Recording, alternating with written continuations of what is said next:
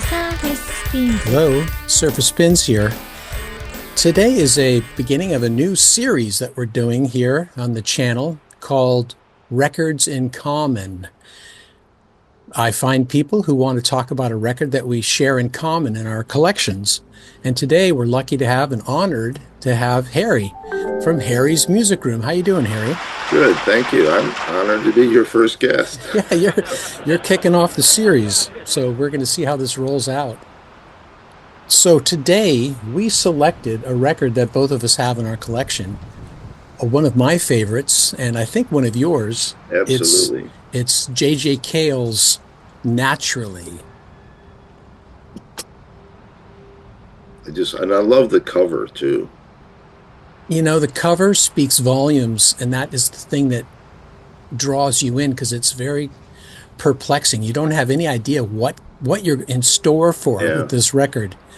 I tried to do a little research on who did the artwork, and there's not a lot out there. It just tells you on the back. I think it was artwork by Raybo or something like that, but I can't find anything on who that was. I don't know anything about the artwork either, other than it's just one of those albums. When you look at it, you kind of go, okay, it's got a down-home feeling. Maybe it's kind of country. Yeah. But I think it's not really country. It's more Americana before Americana was even a thing, really. Yeah. Well, it became what they call the Tulsa sound. So do you have some background? Would you like me to give you a little background on J.J. Cale? What I'm interested to find out from you, and that was his use of a drum machine. Yes. Which I found we can talk about later. Well, it was a very early type of a drum machine. It really had them yet, yeah. It was an Acetone drum machine. And I know the company Acetone because they're Japanese. And I happen to have an Acetone amplifier. Acetone later became the company known as Roland. Oh, okay. So this Acetone drum machine that he used, it's one of the early pre-Roland. After that, they started into their Roland drum machines after that. Yeah, well, this came out in 71, so that was pretty early for a drum machine. Incredibly early, and that is what interests me, and we can talk about that later. But I want to know about J.J. Cale's history a little bit, because I know the song that made this album famous is After Midnight. Right. He did that first. He was, he's originally from Tulsa. He and Leon Russell, Larry Nechel, I think that's how you say his name. Leon and Larry were members of the Wrecking Crew. Oh, wow. If you don't know who the Wrecking Crew is, go look at the documentary. It's amazing. They played on everything. Right. So Leon moved to Los Angeles and asked J.J. Cale to meet him there. J.J. went out, worked as an engineer in Leon's recording studio, and at the same time, he was playing at the Whiskey Go-Go. The owner of the Whiskey asked John Cale to change his name to J.J. Cale so he wouldn't be confused with J.J. or with John Cale from the Velvet Underground. So that's how he got the name J.J. Cale. Ah, really? And at that time, when he was in L.A., Liberty Records signed him to do a record, and he released After Midnight. But that was the B-side. But the DJs played the B-side instead of the A-side, and the A-side was called Slow Motion. But Eric Clapton heard that, and Eric did his version, and he did it the same way that JJ did it on the 45, which was much faster than what's on this album. So, and the funny thing is, JJ had no idea that Eric Clapton had covered it. And then when he started hearing, everybody say, wow, he's doing your song, so right away, JJ's manager said, we got to get an album out. So that's how this album came about. He just put together some people locally, and Carl Radel as well from, what was it, the Layla Sessions, I think. But they put this album together, and his manager said, well, you got to put After Midnight on it, because that's the song everybody's talking about. And he said, well, if I already did it once on a 45, he said, Eric's already done it. So if I'm going to do it, I'm going to do a slow down version, which really to me turns out to be the best version. Hmm. It is such a great album, such a great album. It is such a great album, and I think it's one of these people that love this album really love it. They cherish it. And it's I feel like I'm treading on holy ground here talking about it. I don't want to be too critical because I know how people love this record. It's really special. Just every song has this easy Laid feeling, back, this vibe yeah. that is so genuine. There's nothing It's, phony and about and it. it's a great title because when you listen to the record, it just seems so natural. It really Exactly. does. So yeah, Exactly. And I think that's the charisma of J.J. Cale. He's got this kind of I am what I am, kind of take me for what I am kind of thing. He's not a hmm posturing rock star, twisting his face, doing these guitar solos. He's and he kind of never this. liked to tour. Oh, really? I didn't He know that. didn't want any of this. He said, "I'd spent 32 years writing these songs, and then the label wants another follow-up record." He said Right. that, he said, and I found myself going in every day and trying to record, excuse me, and and he said it became work, and he said that's the last thing I wanted was work. He's got a very this attitude that I've watched a few of his videos. It was that one I think we talked about before where he plays at the festival that Clapton throws, which was at Is that Crossroads. Crossroads, I believe? Crossroads, the one where I mentioned that John Mayer is sitting off in the wings for a couple of shots. You see him kind of going, whoa, these are the masters at work. He's like watching. Yeah, And Cale, Clapton just wanted to be his backup guy for that set. He said, I'll sit in, but I'm not going to sing. And so yeah. he becomes the backup guy. There's a Go really ahead. good documentary on JJ too. Mm. Later in his life, I can't remember the name of it, but search it out. It's worth watching.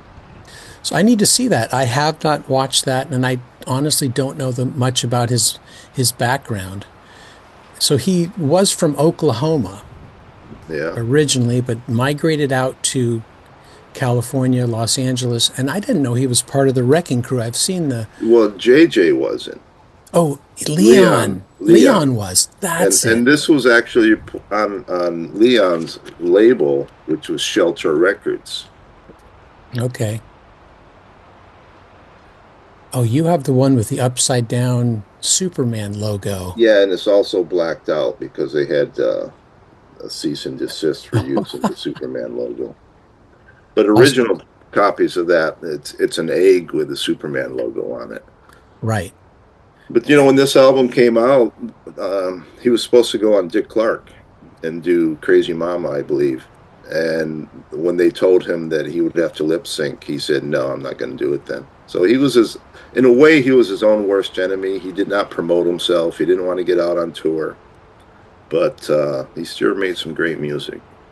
When I listen to the album, it's one of those albums that just flows through from beginning to end, Yeah, and there's not a bad track on it. no, They all just kind of mesh together into one beautiful kind of feeling. my favorite song on here is "Call Me the Breeze," and that's also my favorite Leonard Skinner song. So you've Yeah. got Leonard Skinner covering JJ. You've got Eric Clapton doing After Midnight, and then later doing Cocaine. And then you've got Dr. Hook and the Medicine Show did a cover of Clyde, and Hmm. Waylon Jennings also did a cover of Clyde, Hmm. and the band Kansas did a cover of Bringing It Back, the song about bringing it back from Mexico, which has got a great groove on it. Yeah. Yeah, so So it was. I mean, there was just a bunch of great songs. Like you said, it took him 32 years to write these songs. the song that really struck me as being something new that I hadn't heard before was Magnolia. Isn't that beautiful? It's a beautiful song. It's Yeah. slower kind of ballad, but it has really beautiful guitar work So overlaid. simple. It's very simple, but just beautifully played, just not overplayed, just very easy. Yeah. And I'm wondering, did J.J. Cale play that guitar lead line? Was he was a Let's lead? see. He It was tells you on the back. Let's see who played guitar on Magnolia. Well, yeah, because there was someone else doing slide guitar or steel guitar. Weldon Myrick did steel guitar, but there's a fiddle on here. There's a dobro. It's a real laid back, like you said, early Americana kind of album. Because, they're coming out of this heavy psychedelic times right now, 1971. I think it was recorded in 70 and then released Yeah, it came out in '71 and came out in 71. Maybe some of it was recorded in 70 and some of it was recorded in 71. Yeah, right. because I'm not sure what year Eric Clapton's version of After Midnight came out. Maybe you can look at put a little date there. It was 70. It was 1970. Now, I bought Naturally in 1972 because I went in the Air Force in '72, and I remember getting my first car with an 8 track in it, and I bought this album on an 8 track, and I just played it to death. I have two copies. I have one copy that is on MCA. Yeah, there it is. Later MCA pressing. Yeah, that's my best sounding copy is this MCA one. I think it's from the 80s. And Probably, yeah. I wouldn't hesitate to buy this if I were looking for a copy of this album. You don't need the first pressings, I think, in my opinion. Yeah, that just says Shelter at the top, doesn't it? It's a later Shelter Yeah, it's got the release. S, but it's done away with the Superman logo. And that's the thing about this record. When you find it, it's not expensive. Yeah, he's just someone that comes out and speaks very plainly. It's almost like a friend, someone at a bar stool next to you telling them Hmm. their life story, what happened to them, where they're going, who they fell in love with, who they fell out of love with. It's just very conversational. It's very easy. It's not like highfalutin poetry in any way, Yeah, which I really like about it. yeah, very down to earth. I think And the Call Me the Breeze kind of tells his life story, the type of person he was. He lived in a trailer that had a hitch on it. You could tow with a truck, and he wasn't living the high life. He just liked being laid back and left alone. And he's done a lot of albums. I mean, I probably have 5 of his albums, but he continued to make really good albums after this one. what would be the next album to go to? What would you, this I is like the album called Five. five. Okay, I've got to look for that one. I don't have that one. So this is Five, and this has got one, two, three, four, five, six, seven, about 11 songs. Sensitive Kind is a really great song. It's probably one of my favorite of his songs.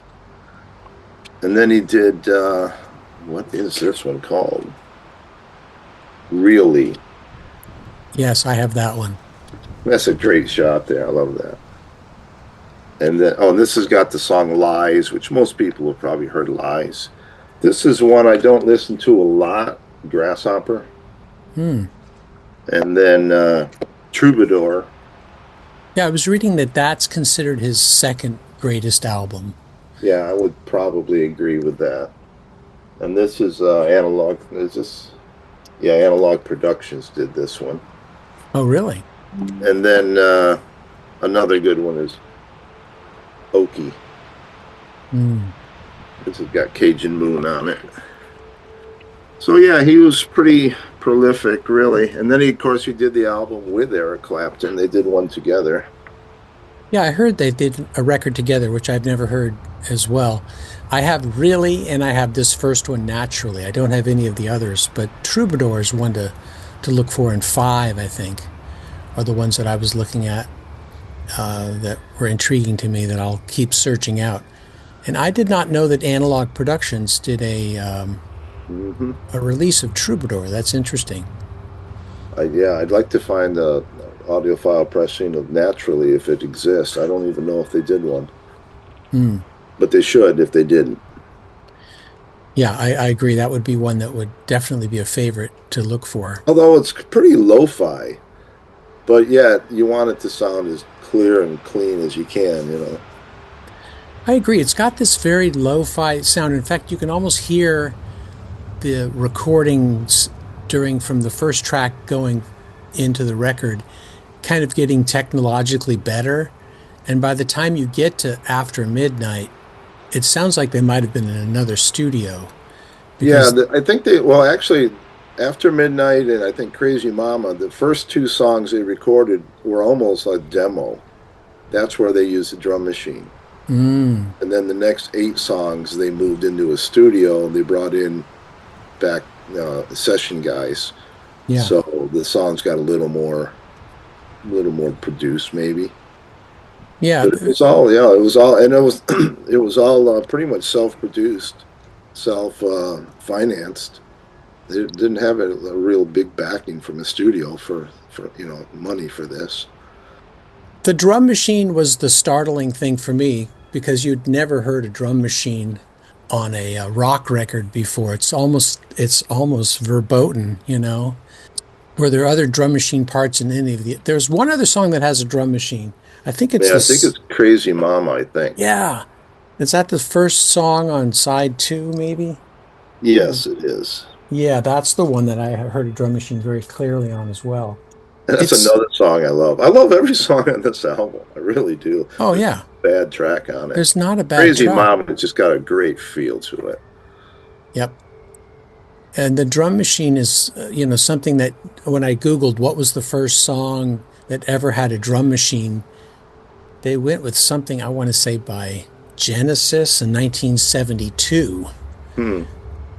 But But I'm if you sure, look at the album, at the jacket, they don't really mention drum machines on the back.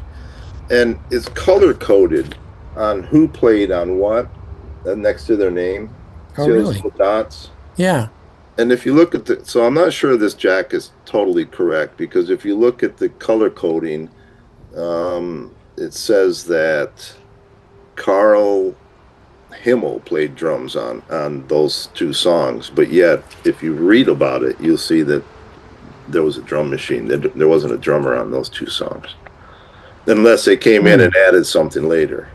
Maybe they played along with the drum machine to add different accents and hi-hat or whatever they added in. That's possible. Yeah. This record for me comes highly recommended. I think it should be in everyone's collection. I Uh, agree. and it's a no-brainer. I think most people probably do have this in their collection. But I would highly recommend people to search it out and find it because it's well worth having. And it's an interesting connection how, an unknown artist can get picked up by a Clapton and then have to deal with this, Yeah, the responsibility of these great songs you've written. And yeah, thank goodness Clapton did do that because absolutely. he may have just, all of his work may have just withered away in obscurity.